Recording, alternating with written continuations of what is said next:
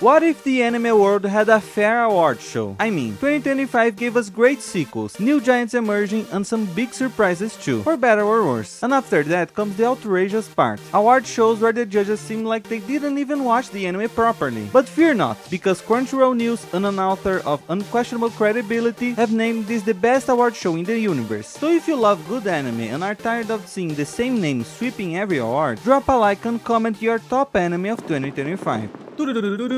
Seibaa! Let me explain how this is gonna work. First, only anime that finished airing in 2025 are eligible. Second, I'll go through the nominees in each category and announce the winners until we reach the absolute anime of the year. Third, at the end of the video, I'll show you my personal top 10 anime of 2025. With that said, let's start with the category Best Romance Start. Best Romance Start. Blue Box may have its cliches, but it's beautiful to see how its characters support each other while chasing their dreams. Better than that is following the story of two young people who are completely in love with their sports, because the romance itself got postponed. My Happy Marriage Season 2 is finally trying to live up to its own title, when the Meet the Robinsons villain isn't getting in the way. On the other hand, Chubby Hero X is a surprise in this category, but when it comes to innovation, its psychopath couple is pretty unique, and everyone who watched the anime will agree. The series' first couple had a rough start, while their ending is mind-blowing. But this year had a romance start so innovative that it beats all the others and takes home the award for Best Romance Start of 2025. And it is... Player Obscure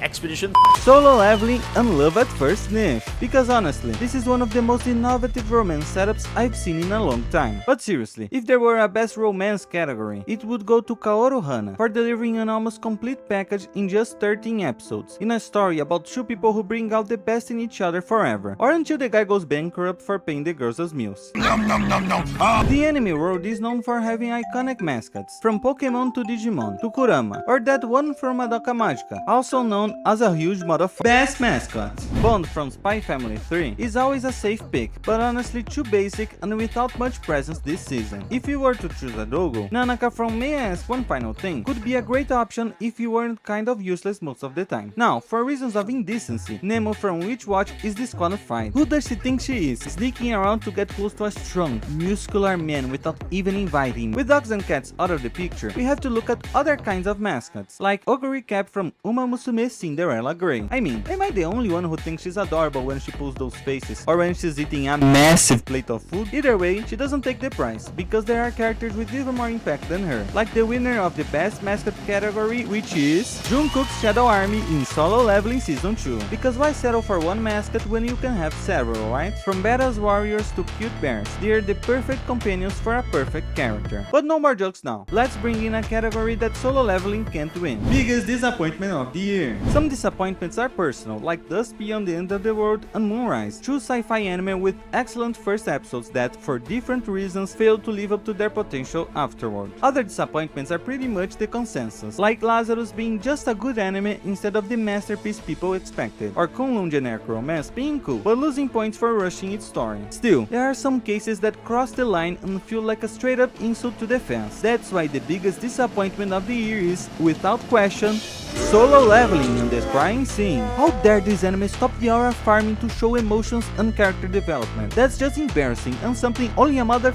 Honestly, this category is a tie that I like to call the beginning after the One Frame Man, bringing together the two biggest disasters of the year. The biggest disappointment really depends on the expectations you had before watching an anime, and personally, I didn't expect much from either of these two, so I want to know from you, which one hurt more, the beginning after the end or One Punch Man 3? Leave a comment and don't forget to drop a like if you're enjoying the video. And since I mentioned aura farming, let's move on to the nominees for the category. Best Aura Farming. X from Chubby Hero X, one of the most overpowered characters in fiction without even breaking a sweat. Rentaro Aijo from the 100 Girlfriends Who Really Love You Season 2, with his aura that attracts any girl. Ivania Forger from Spy Family 3 for her ability to conquer the world? Flame Moretti from Lord of Mysteries for pretending to be a god while actually being the most clueless guy in the room. And finally, the predictable big winner of the best aura farming category is Garo.png from One Punch Man 3.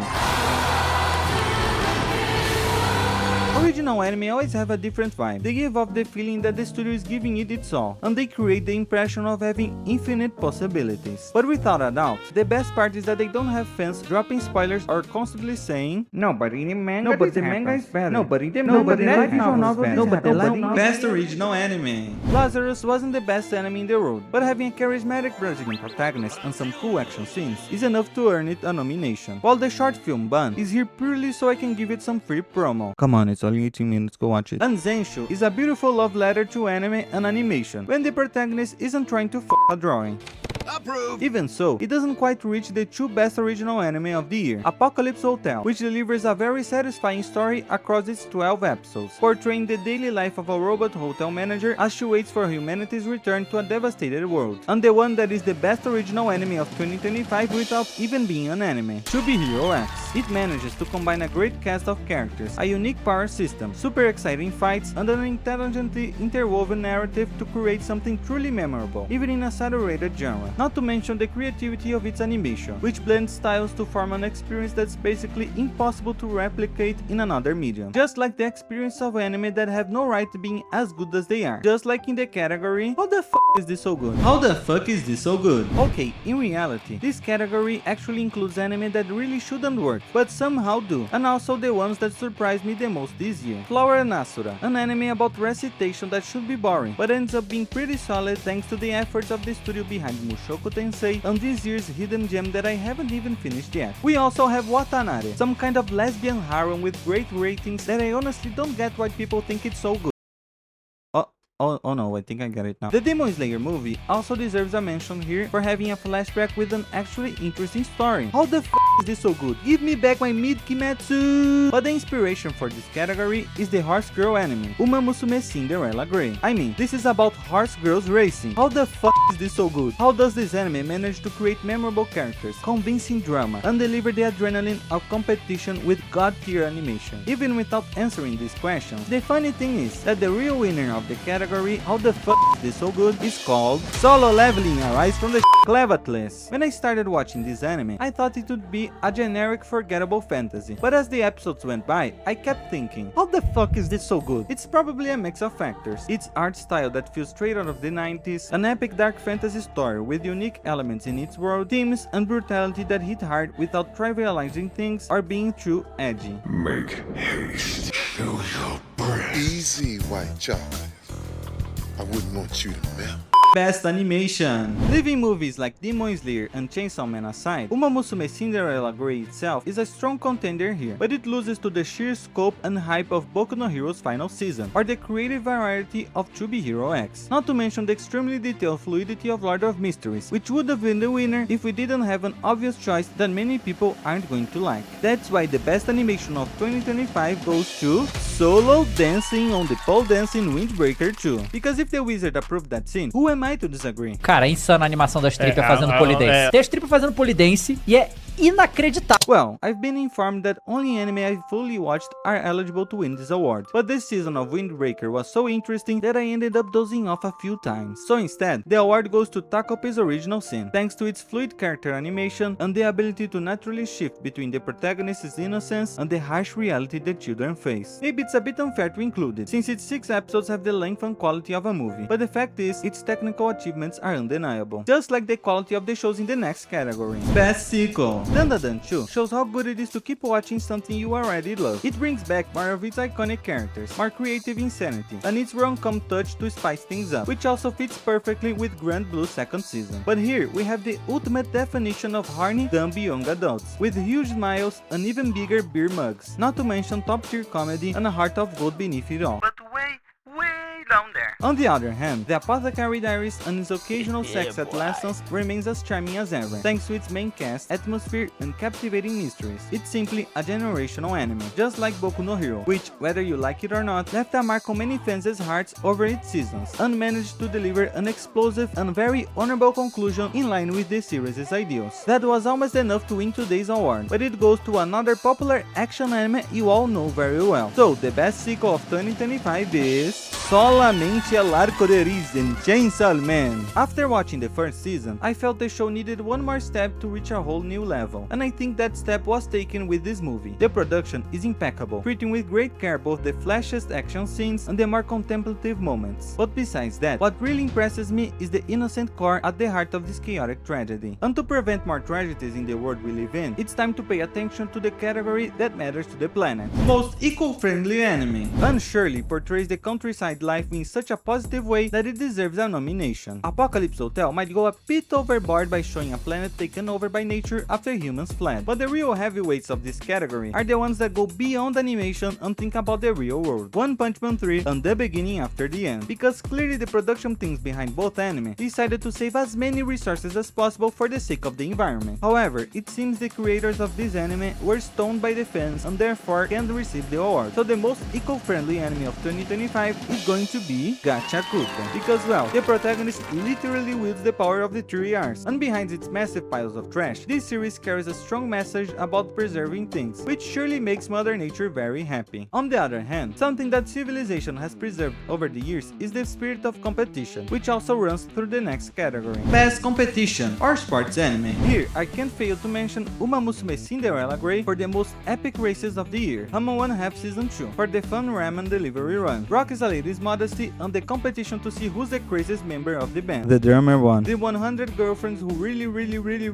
Love You Season 2 for its moving eating contest. And finally, so I can stop making up contenders, the winner of Best Competition or Sports Anime is Medalist. Which is funny because it's not winning because of the sport itself, but thanks to being an anime that goes far beyond that. Sure, in some inexplicable way, it even makes figure skating look good. Just kidding, figure skating seems pretty cool. But what really keeps me hooked is the drama and the feeling of watching something biographical and deeply moving, without ever losing the adrenaline of competition. And since we're talking about sports, after all that physical exertion, there's nothing better than looking at the anime with the best hospitality. Best hospitality. In My Hero Academia Vigilantes, the crawler becomes a pretty decent host after people break into his house, while in Sanda, some hardcore kids showcase good old American hospitality for our beloved Santa Claus. Meanwhile, Reese from Chainsaw Man Reese Arc shows the kind of hospitality needed to seduce the heart of a chainsaw boy, and Hikaru's corpse in The Summer Hikaru Died demonstrates how to make a monster feel comfortable inside your body. But despite this fierce competition, the best hospitality of 2025 goes to the hospital that took care of Jungkook in Solo Leveling, Arise from the Shadow. Wait, but isn't that from the first season? Oh. Fuck off. Then I guess the winner will have to be the Gingaro Hotel in Apocalypse Hotel. One of the anime's main goals is to turn this hotel into the best in the galaxy, so it couldn't be any different, especially since this incredible anime is capable of evoking all kinds of feelings in the viewer. Among them, a certain melancholy as we watch the years pass for the characters, but also a deep sense of fulfillment when we witness the celebration of ephemerity that gives value to things, or to life itself, whether extraterrestrial or that of a robot who's more human than most of us. やちおちゃん、お休みどうだった？生きている感じがしました。あなたに出会った。 Best Atmosphere. Call of the Night 2 keeps one of its strongest qualities in the nighttime vibe that pairs perfectly with lo-fi songs, while also diving deeper into the development of its characters. Experts at enjoying the night to suck. Play Street Fighter. Lord of Mysteries also deserves a mention here for completely transporting us to its Victorian world, while Kunlun Generic Romance delivers an impeccable sense of nostalgia for about 3 episodes. I should also highlight the mysterious atmosphere of Shoshimin Season 2, something that's crucial for shaping its slightly eccentric characters. But the big winner for Best Atmosphere is The Summer Hikaru Died, because it's only thanks to its extremely well-crafted atmosphere that this anime managed to become a benchmark for horror anime. It succeeds in keeping the viewer tense, while also conveying the suffocating feeling the protagonists experience at certain moments, and that's just a fraction of its strengths. And now I need to award the anime that is most likely to piss off fans if it wins nothing in this video. Anime most likely to piss off fans if it wins nothing in this video. Putting aside good sequels I haven't even mentioned in this video yet, like Shangri-La Frontier 2, Rascal Does Not Dream of Santa Claus, and Kaiju no H2, there's really no mystery here. If I were counting anime that won't finish until 2026, I'd absolutely give a huge honorable mention to the sci-fi suspense and mystery series Gnosia. But since that's not the case, the new anime that's perfect to take the award for anime most likely to piss off fans if it wins nothing in this video is